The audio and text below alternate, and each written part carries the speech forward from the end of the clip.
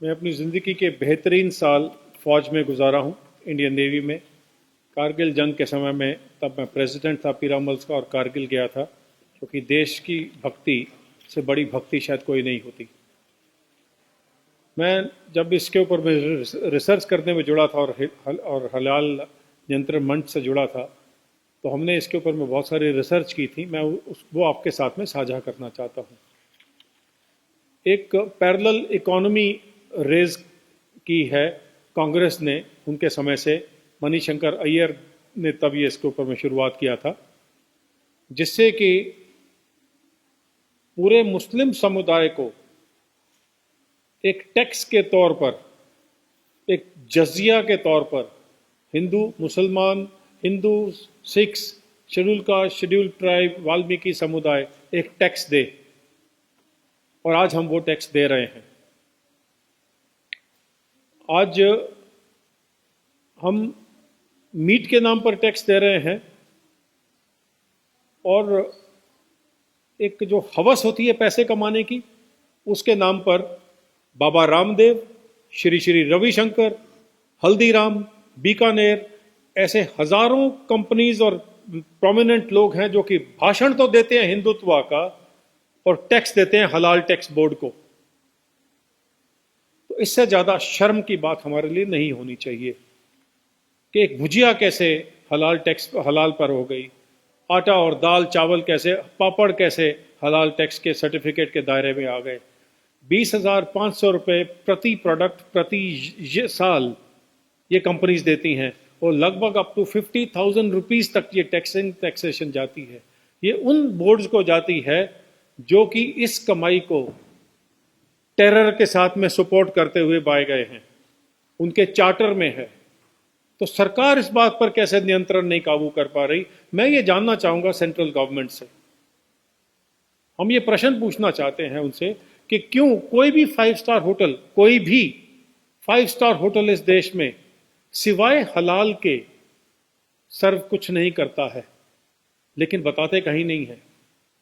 कोई भी रेस्टोरेंट, कोई भी ढाबा सिर्फ हलाल मीट सर्व करता है। कोई भी एयरलाइंस, कोई भी ट्रेन सर्विसेज, आर्म्ड फोर्सेस सिर्फ हलाल सर्व कर रही हैं। सो 2% रेडिकल मुस्लिम्स कांग्रेस के बैकिंग से, मैं पूरी अथॉरिटी के साथ में, आपको पर्सनल अथॉरिटी के साथ में कह रहा हूं कि कांग्रेस की बैकिंग से, क्योंकि अपेडा का सरकारी कानून बिना कांग्रेस की सपोर्ट के पुश के आ ही नहीं सकता था। तो ये हम पर थोपा गया है ऑन द स्लाई, बिना बताए। वो जो खाएं वो उनकी मर्जी है, लेकिन एक सिख को, एक हिंदू को, जो कि जिसके मजहब के खिलाफ में है, जिसके धर्म के खिलाफ में है, रहत मर्यादा के खिलाफ में है, आप पंजाब में उसको और बाकी के देशों में कहीं पर भी हलाल खिला रहे हैं बिना उसको बताए। केरला सरकार में अभी एक विरोध हुआ था क्रिसमस से पहले, क्रिश्चियंस ने किया था। कहा था कि हमें हलाल मीट कैसे सौंपा जा रहा है, कैसे परोसा जा रहा है, और उसको पूरे दम से उन्होंने हटाने की कोशिश की, उस विरोध को शांत करने की कोशिश की। वो पब्लिक डोमेन में आया है, आप पढ़ सकते हैं। ये आज एक इंटरनेशनल इशू बन चुका है। बेल्जियम से, जैसे मेरे कलीग जस्टिस पवन कुमार ने बताया, बेल्जियम में क्या हुआ। ऑस्ट्रेलिया में बैन हो चुका है, यूरोप में बैन हो गया है। स्टन करना एनिमल को कंपलसरी है, क्योंकि आप एनिमल को तड़पता छोड़कर उसको नहीं मार सकते। ये हमारे कानून में है, लेकिन फिर भी उस सारे कानून की बिना देखरेख के, बिना उसको हवा में धज्जियां उड़ा के उसकी, और तो और टिल रिसेंटली जो हमारी जो एक मंदिर है इस देश का, पार्लियामेंट, उसकी कैंटीन में भी हलाल सर्व होता था। तो उनके पीछे पड़े कि ये क्या कर रहे हैं आप। तो जो अभी आए ओम बिरला जी, स्पीकर साहब, उन्होंने उसको हलाल को वहां से हटाया और सिर्फ वेजिटेरियन किया। क्या आपने किसी को बताया वहां पार्लियामेंट में कि आप जो दूसरे समुदाय के लोग हैं वो हलाल खा रहे हैं? क्या आप झटका मीट मुसलमानों को सर्व कर सकते हैं? क्या आप उनके साथ में वो कर सकते हैं जो आपने हमारे साथ में किया? तो ये गद्दारों की अगर लिस्ट बनाई जाए तो उसमें सबसे ऊपर में गांधी फाउंडेशन, गांधी डायनेस्टी आती है। जो उन्होंने सिखों के साथ किया वो अलग बात है, उन्होंने किसी को नहीं छोड़ा है अपीजमेंट के लिए, या उनकी जो बैकग्राउंड रही है, कनेक्टिविटी रही है इन लोगों के साथ में। अभी हलाल ब्रॉथल्स हो गए हैं, हलाल बैंकिंग तो आनी है बाकी। अभी लिपस्टिक हलाल होना चाहिए, ड्रग्स हलाल होना चाहिए, शरीयत लॉ 2%। फिर जो रेडिकल्स हैं, सभी मुस्लिम्स तो रेडिकल नहीं होते, बहुत मिनिमम होंगे, वो 2% रेडिकल्स और 100% रेडिकल कांग्रेस, ये मिलके एक गठबंधन बना के पूरे देश को हलाल कर रहे हैं। और हम चुपचाप से सहन कर रहे हैं, बिकॉज हमें तो कोई जूता मार जाए हमें फर्क नहीं पड़ता है। Be it Sikhs, be it Hindus, we have become important, very important, नपुंसक हो चुके हैं, क्योंकि हमें आवाज उठाना अपने ही हक के लिए आता नहीं है। और ये बहुत शर्म की बात है जो मैं आपके साथ में साझा कर रहा हूं। जी, तो समझ में नहीं आता है कि आवाज कैसे उठाएं, आप कहते हैं। तो यही, इसी के लिए आप लोगों से प्रार्थना है। हलाल क्या है ये लोगों को पता नहीं है। हलाल सिर्फ मुसलमानों का एक रिलीजियस तरीका है, वो हिंदू सिखों के धर्म के विरुद्ध है। ये हमें समझ में नहीं आता है। क्यों वैक्सीन हलाल होना चाहिए, क्यों ऐसा कुछ लोग इसके ऊपर में प्रेशर कर रहे हैं। मैं उन देशों से पूछना चाहूंगा, जैसे पाकिस्तान ने बताया था, पीछे उनके बहुत बड़े प्रवक्ता हैं, कि मुसलमानों ने तो एक बॉल पॉइंट की निब तैयार नहीं किया है, वैक्सीन कहां से तैयार करेंगे। अभी कुछ एक कंट्रीज ने बोला है कि जो पोर्क का अगर जेलेटिन है तो वो कोई बात नहीं, उसको चलने दीजिए, इंसानियत को बचाना जरूरी है। ये मुस्लिम देशों ने कहा है, लेकिन उसको मनाने के लिए फंडामेंटलिस्ट को कहां राजी करेंगे। आपने हमारे कॉन्स्टिट्यूशन की धज्जियां उड़ा दी, वो कॉन्स्टिट्यूशन जिसको कि हम अपना माई बाप समझ के चलते हैं। आपने लीगल इश्यूज को दरकिनार कर दिया और हलाल सर्टिफिकेशन की तैयारी कर दी।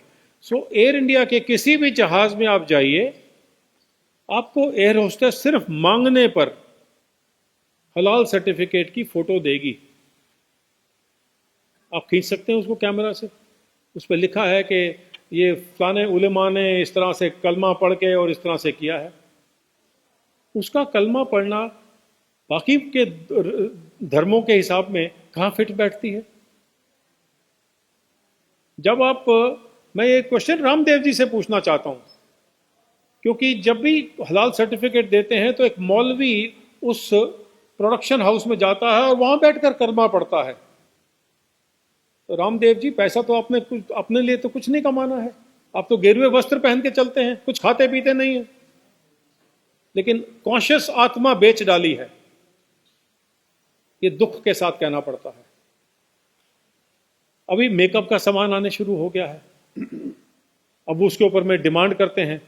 केरला में मुस्लिम समुदाय ने कहा है कि बिल्डिंग जब बनेगी उसको तभी माना जाएगा जब वो हलाल की बिल्डिंग हो।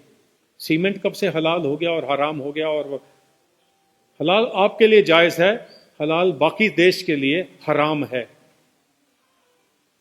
और ये मैं सरकार से पूछना चाहता हूं कि हम सारे चुप क्यों हैं, जबकि इसका बिजनेस आज की तारीख में 110,000 करोड़ हो गया है। लगभग 1.5 से 2 करोड़ लोग रोजगार से हटा दिए गए हैं, सिर्फ मुस्लिम समुदाय को बीच में लाया गया है। यह है एक कांग्रेस सरकार की देन पिछले 50-60 सालों में।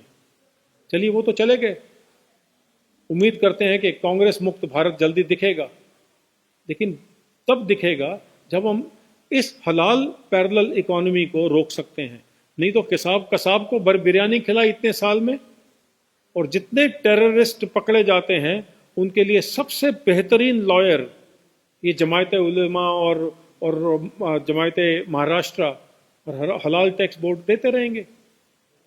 वो पैसा कौन दे रहा है? आप और मैं। क्या ये इस देश के लिए, जिसको हम बड़े शौक से, गौर से, गर्व से बोलते हैं हिंदुस्तान, जायज़ है? ये प्रश्न आपको उठाना है। मेरे पास और कहने के लिए इसके बारे में और कुछ नहीं है, सिवाय इसके कि हम दोनों, पवन जी और हम, आपके सवालों के कुछ जवाब देना चाहेंगे। आपसे रिक्वेस्ट है कि इसको, अवेयरनेस को क्रिएट करिए, क्योंकि बिना हमें बताए कोई हमें हलाल सर्व करे, ये तो कानून के खिलाफ है। और कानून सिर्फ उतनी ही नींद सोया है जितनी कि हमारी सरकारें। शुक्रिया। आज की